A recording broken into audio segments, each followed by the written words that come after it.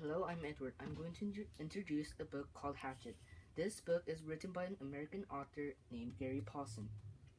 First, I'm going to tell you what the book is about. A 13-year-old boy named Brian Robeson went on an airplane to meet his father. But the pilot suddenly had a heart attack, so the plane crashed onto the lake. And only Brian had survived. There are hardships during his survival. A moose, a skunk, and a porcupine attacks him, and a tornado even hits him too. The tornado makes the plane to float, and Brian finds an emergency transmitter and he is finally rescued. Brian is a clever boy who survived in the Canadian wilderness for almost 2 months.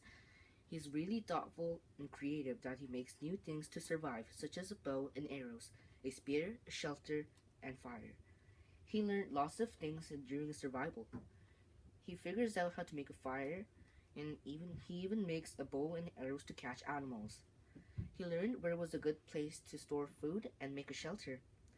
The most important thing he learned is that every animal needs food or nourishment to live.